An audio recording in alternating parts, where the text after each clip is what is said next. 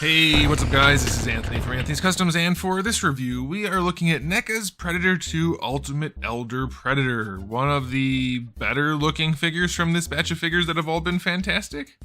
It's a little bit more subdued due to the gray skin tones, but it's still a really incredibly good looking figure and it has some kind of unique stuff going on here, and some stuff that's kind of questionable, so we'll see what you guys think, but this is another good one, so let's go ahead and get it off the stand and take a closer look. Before we get into the figure, let's take a quick look at my package. We do have this really wonderful artwork on the front. I actually think this looks better than the figure. I like the proportioning a lot more. I know it's not exactly accurate to the way Predators are in the movies, but slightly smaller head makes him look really cool, I think. He's a little bit broader.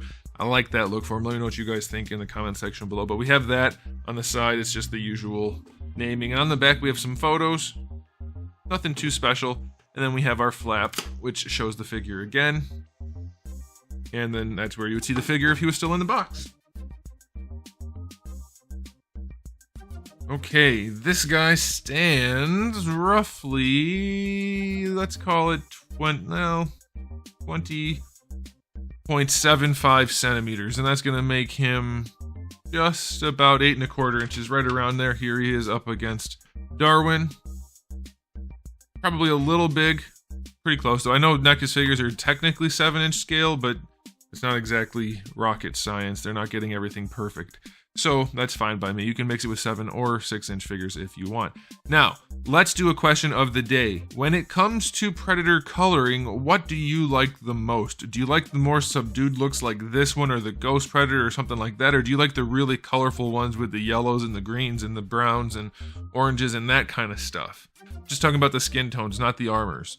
But you can talk about armor too. For me, I like the silver armor, and I like the AVP look the most. I know a lot of you purists don't, but I do. I think those are good looking figures. But I do have a soft spot in my heart for these, because for this kind of color scheme, because I do like the Ghost Predator a lot. I think it was Ghost. That's one that came out a while ago, isn't it? Anyway, I like these two. Okay, so let's get into the aesthetic. Not surprising, NECA did a really good job on this one, just like the other ones we've looked at in this series of figures that kind of came out all together. The paint job is exquisite. The sculpt is exquisite. This guy might have the best eyes out of any Predator they've ever released. It is really well done. He has his little piercing down there. That's cool. The joint isn't as seamless on this side, but on this side it is, and it looks wonderful. Those eyes, definitely the best eyes I've seen on a Predator figure. The mouth is painted really well. The head, even though it's much more subdued being the Elder, looks really good, and they do have the extra details added in his dreadlocks, so that's pretty cool. That's a nice touch. But going down onto the torso, you can see the Spider-Man webbing is not perfect on this one. Some of the other ones were almost perfect, but it's still pretty darn good. It's not like it's going to take away too much from the figure. It's still really good in like 90% of the spots. And then the shading behind that is really nice. All the detail work. There's so much that goes into these figures that makes them actually feel like collectibles. I love it. Looks wonderful. Thrilled with the way this guy turned out, especially that face paint. Looks so dang good. I'm going to give the aesthetic on this guy 9.5 out of 10. It's not as clean as it could be. I don't know what I gave the other ones, but it's still pretty darn good. Other than a few blemishes, there's not really much else you could change to make this guy look better. So that is awesome. As far as accessories go, I'll count his backpack as one, even though his is the kind that snaps in and stays there. So you do get the backpack. Then you get the old-timey pistol that goes in his belt. That's really nicely detailed. I like that. You get a blast effect for his backpack gun, so that's pretty cool. You get a skull, and then you get a skull and a spinal column. That's a nice touch. You do get a Danny Trejo here, which is a nice sculpt, and it does go in the scabbard on his belt, supposedly. Mine keeps getting stuck about halfway, and it's such a skinny little Danny Trejo that I don't want to push it in there any harder. So do that at your own risk, but mine didn't want to go, and I guess you could probably heat it and have a little bit better luck, but I didn't try that. For the hands, you get the 2 wide open hands that come on in the package, then you get 2 gripping hands and 1 disc holding hand. I guess it doesn't have to be a disc holding hand. It's the same hands we always get. It's time for some new ones, I think, but it'll get the job done. Now, lastly, we have 3 different heads. We have the unmasked head that comes on him in the package. It looks wonderful. Then we have the other masked head that has the much slimmer, sleeker looking faceplate. I don't remember what that one is called. I mean, like, we've seen other Predators with this, I think. Maybe not, I don't know. Either way, it looks really, really good. And then we have the one that is the same one, I believe, from the Golden Angel release. I'm not sure, with different pred locks, I think. Anyway, this one lights up, and it looks pretty good. It's not the best light-up feature I've ever seen, but it's definitely good enough to just be thrown in as a third head option. I like that. Accessory-wise, I'm going to go 9 out of 10. Can't get the scabbard to work properly. It's kind of annoying, but otherwise it's pretty good. The blast effect doesn't look great either on the backpack gun, but it's not terrible. Okay, I want to do another question of the day. Of these three heads, the unmasked head and then the two different masked ones, which one is your personal favorite? For me, hands down, the unmasked head wins. It's great. But as far as if I was going to choose between the two masked heads, just because I'll add that in, I like the one without the light-up feature. The slimmer, sleeker helmet looks cool to me. Okay, let's get into the articulation, even though it's going to be basically the same as always. This is the old style of the backpack gun, which is the style they've used for most of their figures. We do have a hinge at the bottom, be very careful with that. Then a little ball peg at the top, be very careful with that. It does work, but it's very tiny, so be very, very careful. For the neck, it's a single ball peg with a straight peg for the head swap ability, so it moves around pretty well. This guy does seem that his head is... maybe it's sticking just a little bit too far forward, and maybe his neck's a little short. Well, it's not actually the neck, it's just the head sits down too far on the peg. Something seems a little bit off about it, but maybe not. Maybe it's just the extra stuff going on, optical illusion. But the head moves around nicely. There's no tuber connecting here, and it is in the drawn artwork, but it's not in any of the production photos, so I'm guessing they didn't put the tuber in on purpose. I don't know. Alright, so this shoulder pad does connect down here, so you can still rotate the arms around.